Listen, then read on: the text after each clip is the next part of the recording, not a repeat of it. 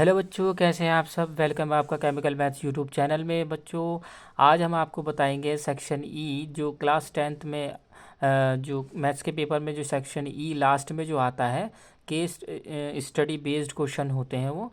तो उसकी एक क्वेश्चन की हम आपको प्रैक्टिस कराना चाहेंगे।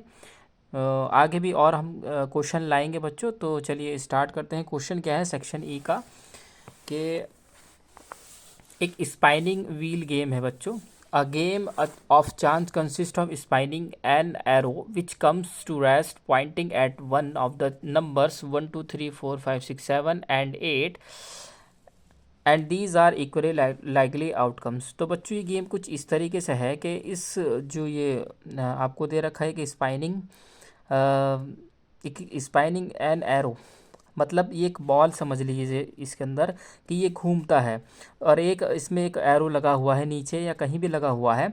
तो बच्चों प्रोबेबिलिटी आपको ये बतानी है, यानी आउटकम्स आपको ये बतानी है कि जिस पॉइंट पर एरो या जिस नंबर पर एरो पॉइंट करेगा वही नंबर की प्रोबेबिलिटी आपको बतानी है। ठीक है, यानी based on the above information answer the following question.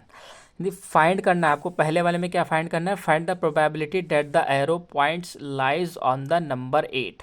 यानी आपको पहले में बतानी है कि अगर एरो नंबर 8 पर पॉइंट करता है तो उसकी प्रोबेबिलिटी क्या होगी। दूसरे वाले में आपको बताना है बच्चों, what is the probability that arrow point lies on an odd number, कि वो जो एरो है वो किसी ऑड नंबर पर पॉइंट करेगा। इसमें आपको चॉइस दी है सेकंड वाले में, what is the probability that it will point at a number greater than 2। और आपको प्रोबेबिलिटी बतानी है कि जो एरो है वो पॉइंट कर रहा है नंबर्स को जो कि 2 से बड़े हैं। तीसरे वाले में वो कह रहा है find out the probability that the pointer lies on 9। और आपको ये बताना है कि एरो अब की बार पॉइंट कहाँ करेगा, 9 पर करेगा। उसकी प्रोबेबिलिटी आपको बतानी है। तो बच्चों चलिए स्टार्ट करते हैं। देखिए बच्चों, ये एक प्रैक्टिस क्वेश्चन है 2024 के लिए, जो कि पेपर आने वाला है। एक प्रैक्टिस क्वेश्चन है ये। हो इसको करने के बाद आपकी प्रैक्टिस हो जाएगी। ये नहीं कि यही क्वेश्चन आएगा और हो सकता है कोई ना कोई क्वेश्चन बच्चों फंस जाए, तो हम आपको बताएंगे कुछ क्वेश्चन। ये एक क्वेश्चन आज हम स्टार्ट कर रहे हैं, ऐसे ही कुछ क्वेश्चन हम नेक्स्ट वीडियोज़ में लाते रहेंगे। तो बच्चों फिगर पर आप एक बार नज़र डाल लीजिए।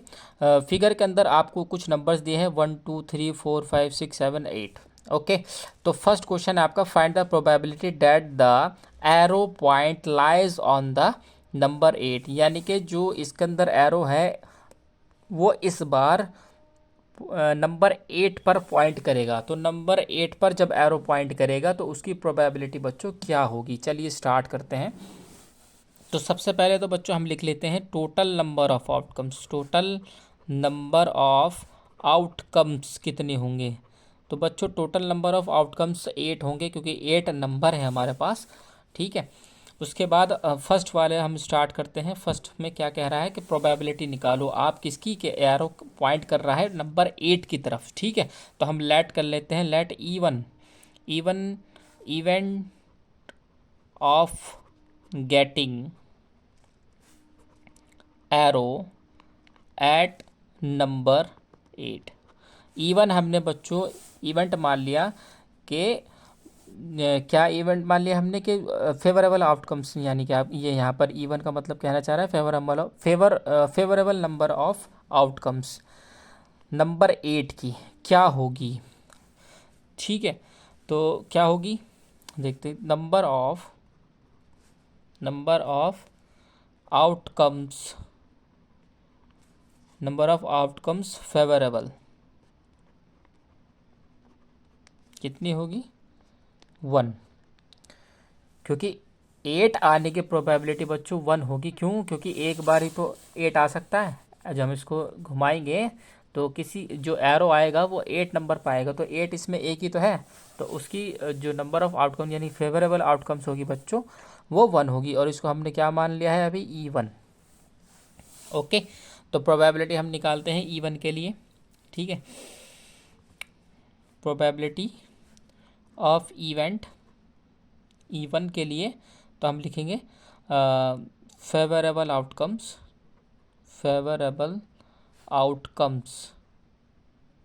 Upon total number of outcomes. तो बच्चों फेवरेबल हमारी 1 है और टोटल आउटकम्स हमारी 8 है। ओके, ये कंप्लीट हो गया फर्स्ट पार्ट आपका। बच्चों अगर आपको क्वेश्चन लिखना है तो आप वीडियो को बैक करके आप क्वेश्चन लिख सकते हैं वीडियो पॉज करके। चलिए हम सेकंड पार्ट में क्या पूछ रहा है वो, what is the probability that arrow point lies on an odd number. यानी कि प्रोबेबिलिटी आपको बतानी है कि इस बार एरो किसी भी एक ऑड नंबर पर आ जाएगा। उसने कोई एक नंबर स्पेसिफिक नहीं बताया, जैसे पहले वाले ने पूछा 8 की प्रोबेबिलिटी बताओ, लेकिन इसके अंदर बच्चों उसने कोई नंबर नहीं दिया, बस सीधा कह दिया कि हमें जो प्रोबेबिलिटी इस बार चाहिए वो ऑड नंबर की चाहिए बच्चों। तो ऑड नंबर कितने हैं, 1 2 3 4। मतलब पहले तो हम लिख लेते हैं कि जो प्रोबेबिलिटी है यानी कि event getting an arrow odd number कितने होंगे। ठीक है, तो सेकंड वाला स्टार्ट करते हैं बच्चों पॉइंट। ये सेकंड वाले में हम लेट कर लेंगे पहले। तो पहले वाले के लिए इवन हमने माना था, तो दूसरे वाले के लिए इवेंट 2 मानेंगे। लेट इवेंट 2 यानी कि event of getting arrow at an odd. ये बताना है आपको जो इवेंट E2 हमने माना है वो माना है getting arrow at an odd number, odd number के लिए माना है। तो हेयर हम बताएंगे कि यहाँ पर कितने ऑड नंबर है। हेयर ऑड नंबर्स आर कितने हैं, 1 3 5 एंड 7। मैंने आपको अभी फिगर दिखाई थी, देख लीजिए, 1 3 5 7। ओके, तो बच्चों फेवरेबल ऑफ आउटकम्स कितनी होगी, नंबर ऑफ फेवरेबल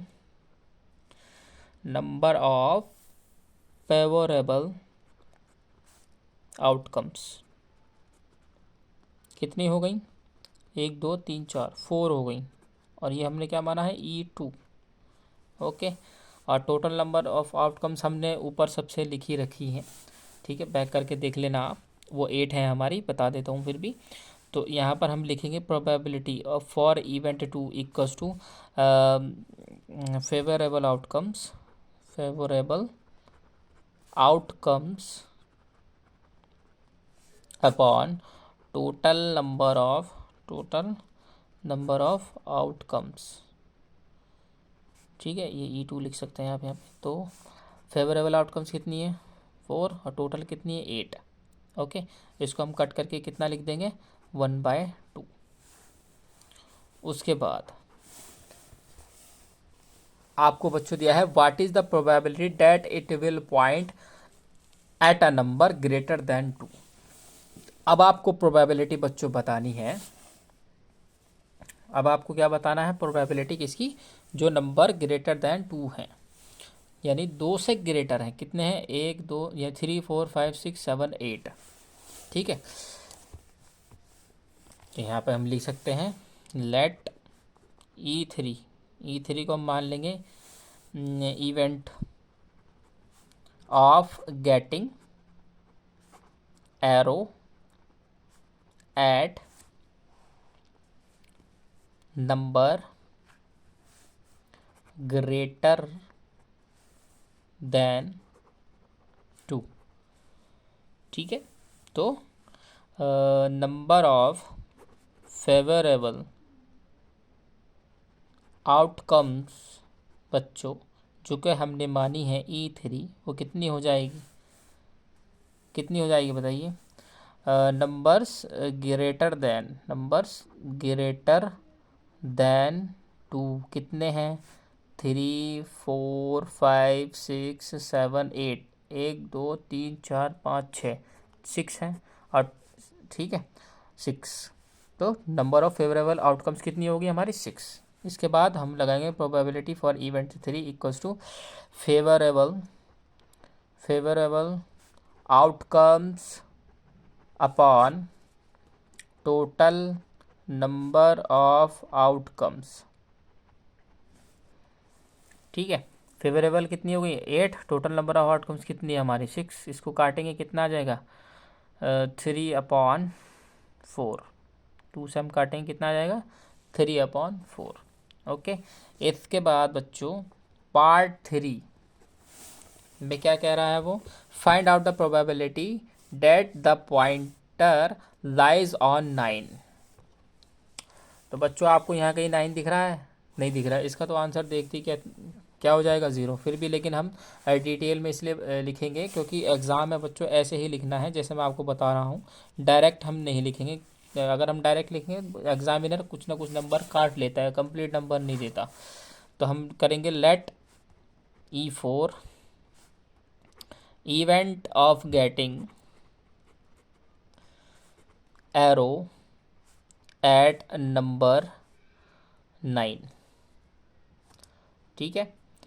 तो इस बार इवेंट हमने E4 को क्या माना कि भाई जो एरो है इस बार किस पर है, 9 पर। तो हम यहाँ पर लिखेंगे नंबर ऑफ गेटिंग 9। बताइए कितने होंगे, बोलिए। नंबर ऑफ गेटिंग 9, या फिर हम इसको लिख सकते हैं नंबर ऑफ फेवरेबल आउटकम्स।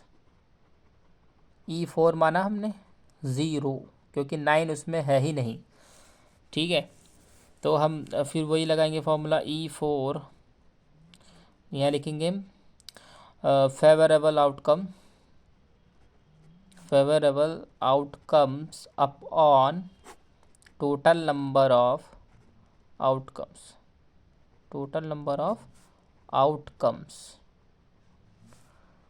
तो 0/9 आंसर कितना हो जाएगा, 0, सॉरी 9 कह रहा हूँ मैं, 8। टोटल नंबर ऑफ आउटकम्स जो है वो 8 हैं। तो बच्चों ये था आपका क्वेश्चन, स्टडी भी केस स्टडी बेस्ड क्वेश्चन है बच्चों ये, और सेक्शन ई में आपके आते ही हैं। तो जो 2024 में जो पेपर आने वाला है सेक्शन ई के अंदर आपको इसी टाइप के क्वेश्चंस मिलेंगे। ओके बच्चों, ये आपको एक क्वेश्चन हमने बताया है। ऐसे ही अगली वीडियोस में और क्वेश्चन मैं आपके लिए आऊँगा, आपके लिए लेकर के आऊँगा। तो आपको अगर पसंद आए तो वीडियो को लाइक करना और शेयर करना। ओके बच्चों, और अगर आपको नोटिफिकेशन चाहिए तो सब्सक्राइब कर लेना हमारा चैनल। Okay, thank you.